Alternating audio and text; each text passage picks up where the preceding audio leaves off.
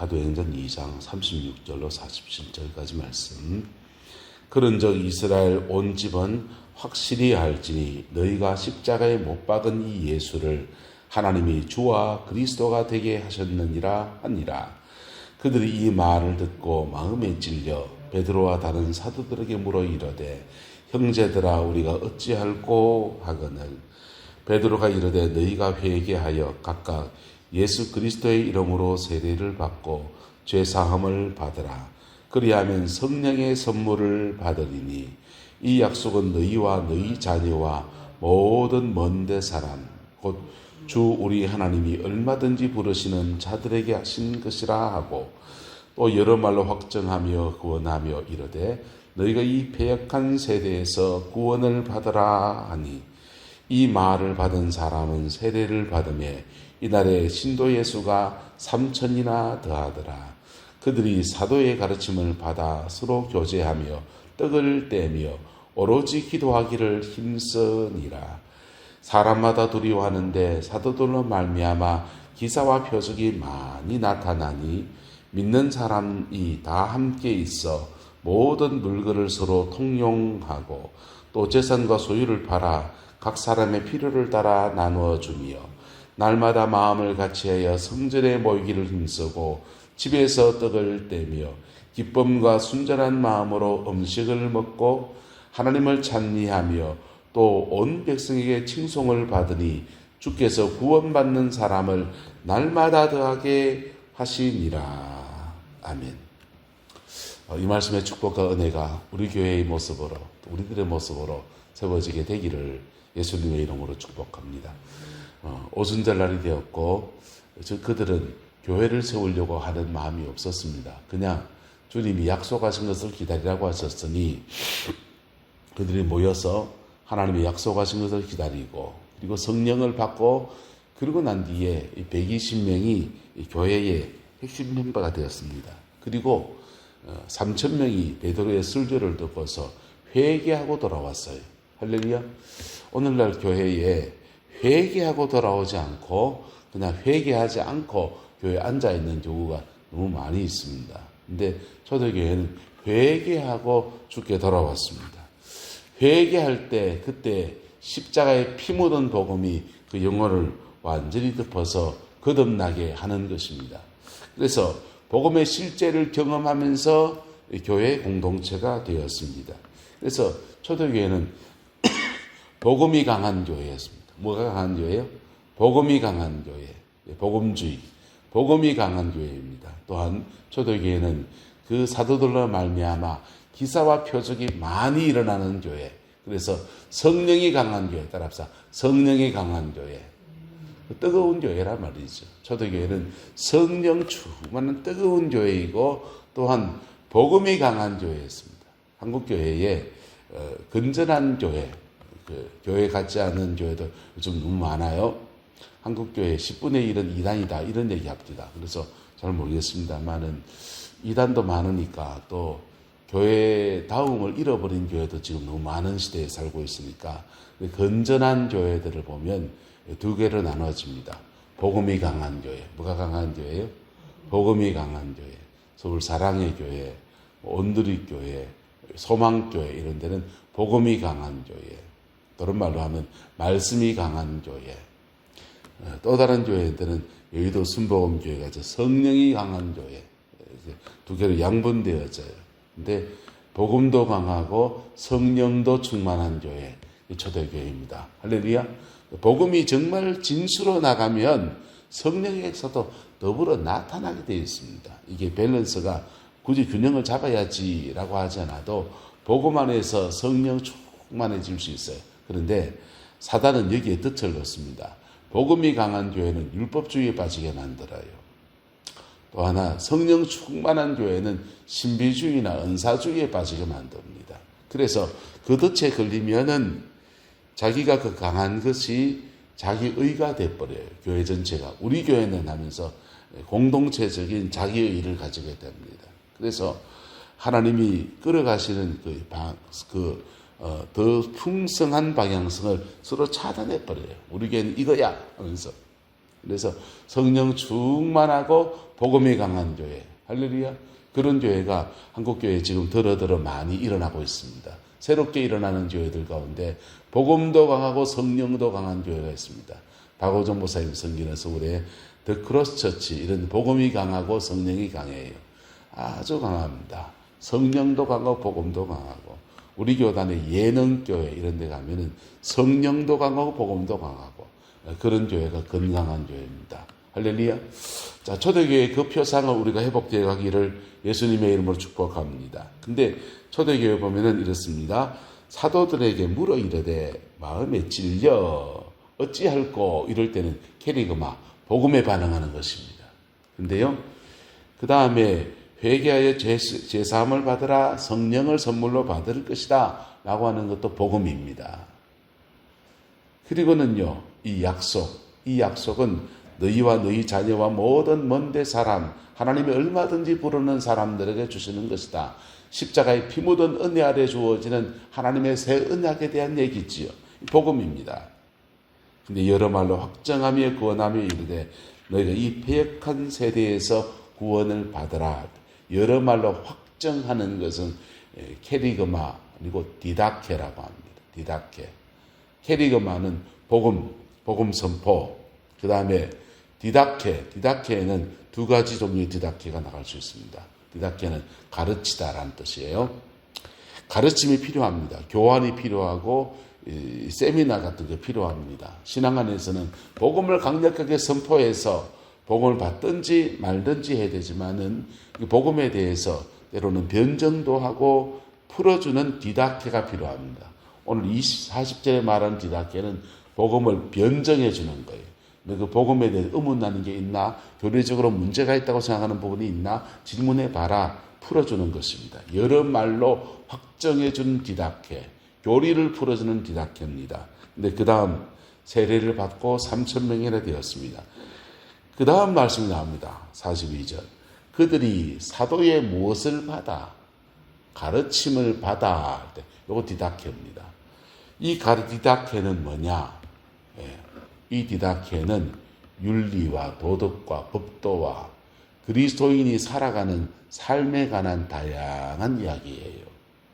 복음 안에서 그리스도인은 어떻게 살아야 되느냐, 성경은 어떻게 읽어야 되느냐, 기도 생활은 어떻게 해야 되느냐, 교회의 섬김은 어떻게 해야 되느냐, 헌금 생활은 어떻게 해야 되느냐, 남성과 여성의 성관계, 가족관계는 어떻게 살아야 되느냐, 이런 것들에 대한 가르침입니다. 여러분, 한국교회는 이 복음과 디다케, 이것이 함께 가야 돼요. 할렐루야. 함께 가야 돼요. 한국인의 정신사조를 이렇게 분석해 보면 복음이 처음 들어올 때 시대에 보세요. 그때 무속이 강했습니다. 무속이 강하고 불교, 유교, 그래서 민간에서는 집안에서 정랑신 무슨 신 하면서 그 삼신할매 섬기는 무속신앙이 강해서 종교성이 강했고, 근데 불교 같은 종교는 자신을 정진하는 종교예요. 자기를 비우고 정진하는 종교, 수도 종교입니다. 그리고 유교는요, 윤리도덕입니다. 삼강오륜, 부부가 어떻게 해야 되는지, 사람은 어떻게 살아야 되는지, 임금님 어떻게 해야 되는지, 민족에는 어떻게 해야 되는지, 이런 것들 유교의 도리입니다. 근데 이 세 가지 그 삼종교의 덕목과 모습 속에 다른 신을 섬기는 면에서는 부정적이지만은, 그러나 그 다른 신 대신에 예수만 집어넣어버리면 굉장히 좋은 면이 나옵니다. 무속 종교는 비나이다 비나, 예수께 빌면. 할렐루야. 불교 같은 종교는 자신을 정진하고 나를 비우고 나를 내려놓고 이런 거예요. 유교는요, 살아가는 삶의 도리에 관한 것들이었습니다. 그래서 기독교 신앙이 이 조선에 들어왔을 때 사람들이 기도 생활을 하는 사람들은 얼마나 깊이 기도했는지 몰라요. 하루에 막 밤을 꼬박 세우고 무릎 꿇은 자세로 3일, 4일 기도하고 그래 기도하는 분들이 많았습니다. 그래서 그래 기도하다가 이상한 영을 만나서 신비주의자가 되다든지 이단에 빠진 사람들도 나타났지만은 진자벽이도 나타났습니다. 진자벽이도 나타나서 그리고 우리 민족 안에 깊은 도덕성이 있습니다. 유교의 도덕성을 따라서 그것을 이스라엘 민족의 율법이 있었다면은 우리는 구약의 율법은 없었지만은 삼강오륜 붙들고서 복음 안에서 삼강오륜을 로마서가 말합니다. 복음 안에서 율법의 요구가 이루어지게 하려 함이라 했는데 우리가 복음을 가지고서 율법을 지키는데 율법은 유교적인 덕목을 따라 지켜내는 사람들이 나타납니다. 그럴 때 한국 기독교의 수준이 높아지는 거예요. 한국 기독교의 수준이. 그리고 그것에서 성경의 원리가 부합되지 않는 것들을 좀 제해버리고서 그러면 한국 기독교는요, 말씀도 강하고 성령 충만하고 세상에 빛이 되는 교회로 그래 세워지는 겁니다. 한국 교회의 건강한 교회는 그 표상을 이루어 왔어요. 그래서 사도들 이 본문에서 그들은 디다케, 케리그마의 말씀 안에서 깨져서 회개하고 성령을 받고 디다케의 말씀 안에서 견고해지고 그들이 믿는 바가 견고해지고 그들이 믿음 안에서 어떻게 살아야 되는지를 따라서 서로 교제하고 떡을 떼고 오로지 기도하기에 힘쓰더라 라고 지금 성경은 말하고 있습니다. 이 말씀의 깊이 안에서 그들이 세워지는 모습이지요.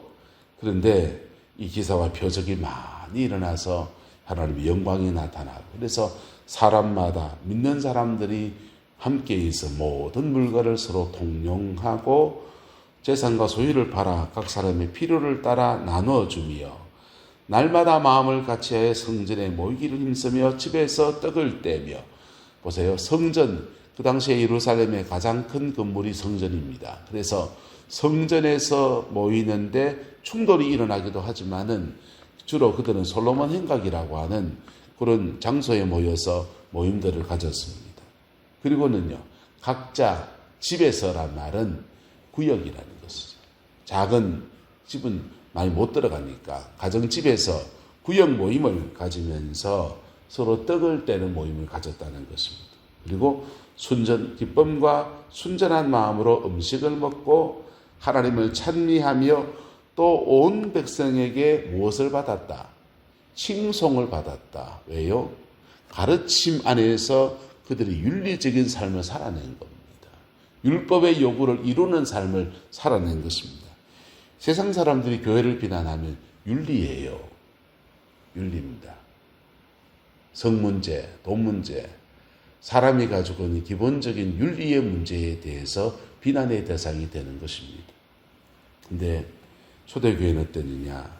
하나님을 찬양하는 것, 기도하는 것, 케리그마의 말씀과 디다케의 말씀이 어우러진 속에서 백성들이 자라나서 믿음의 삶을 살아가는데 서로 자기 것을 나누기도 하고 섬기기도 하고 그 말씀을 이루어내며 살아가는 속에 47절 뒷부분에 말합니다. 이후 사모하니까 같이 읽읍시다. 시작.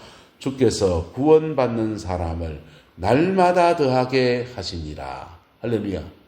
구원받는 사람은 날마다 더하게 하시니. 케리그마의 말씀 안에서 표적과 기사를 보고서 주님을 영접한 사람이 3,000이나 5,000이나 되었다면 그 다음은요. 구원 백성들이 그렇게 믿음 안에 살아가는 삶들 때문에 구원받는 사람을 그들이 너거 믿는 거 보니까 나도 예수 믿어야 되겠다. 그 구제에 떡 하나 얻어먹은 사람이 교회에 오기도 하고 또 이런저런 이유로 오기도 하고 나도 거룩한 삶을 살아야지 하면서 그렇게 다가온 사람이 구원받는 사람이 날마다 더하게 하시더라. 할렐루야. 우리 교회가 이 교회가 되기를 예수님의 이름으로 축복합니다. 우리가 지금 부족하지만 그림을 제대로 그려야 돼요. 그 건물을 지을 때 설계도를 잘 그려야 하듯이 교회의 밑그림을 잘 그려야 됩니다. 초대교회는요. 케리그마 복음이 강했습니다. 디다케 가르침에 그 구체적인 가르침, 삶을 살아가는 가르침에 대해서 정직했어요. 그리고 이 복음에 반응하면서 그들이 예배하고 교제하는 그런 공동체였습니다. 그리고는 복음의 역사 안에서 아름다운 믿음의 은혜가 풀어졌습니다. 초대교회의 맹점이 뭡니까? 예루살렘 교회의 연약함이 뭡니까? 아무 연약함이 없어 보이죠? 아니요. 심각한 연약함이 있습니다. 하나님이 교회에 5가지 사명을 줬습니다. 한번 따라합시다. 예배, 교육, 교제, 선교, 봉사. 5가지 사명을 줬습니다. 예루살렘 교회는 이 5가지 사명 중에서 4개를 너무 잘합니다. 4가지를 잘합니다. 하나님을 예배하는 것, 그리고 디다케, 케리그마와 디다케로 말씀이 강한 것, 교육하는 것 강합니다. 그리고 서로 떡을 떼며 교제하는데 쎄쎄쎄만 한 게 아니라 자기의 재산을 나눠가지고 가질 정도로 그런 가족의 형제애를 가졌습니다. 교제가 강합니다. 그런데 또 봉사, 이 예루살렘 인근 사람들 구제하고 나누는 봉사도 잘합니다. 한 개 빠졌습니다. 뭐가 빠졌습니까? 선교입니다. 예루살렘 교회는 능히 아시아와 아프리카와 모든 열방으로 뻗어나갈 수 있는 능력을 가진 교회였습니다. 선교 어렵지 않습니다. 예루살렘 교회 선교 어렵지 않습니다. 어떻게 하면 선교하면 되느냐? 예루살렘에 사는 사람이 있고 헬라파 사람들이 있습니다.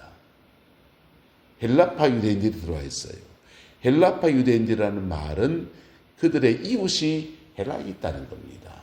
그들의 가족이 헬라에 있다는 겁니다. 그래서 예루살렘에서 누구 가족 있는 동네에다가 우리 복음 전하는 가자. 그래가지고 신방 가면 돼요. 신방 가면 됩니다. 그들의 가족과 연결된 데 따라서 그래 넘어갑니다. 여러분 세계 선교를 흐름을 보면요. 도미노처럼 흘러가는데 어떻게 흘러가느냐. 자기 국민이 들어간 데 가서 인도에 가 있으니까 인도에 가 있는 영국인들을 위해서 교회를 세우고 교회를 세웠더니 그 인도 영국인들이 직장 만들어서 공장을 짓는데 거기 인부들 있는데 인부들에게도 예배 좀 드려도 되겠냐. 그래가 선교가 시작되는 거예요. 선교는 갑자기 2단계, 3단계 뛰어넘어가지고 이 양말이 타양에 가야지 이래 하는 것도 있죠. 그냥 의지를 가지고서. 근데 그렇게 하지 않고 그냥 내게 가까운 사람에게 이웃과 친척과 이렇게 가다 보니까 흘러가는 겁니다. 사발통물이 막 도는 거예요. 왜?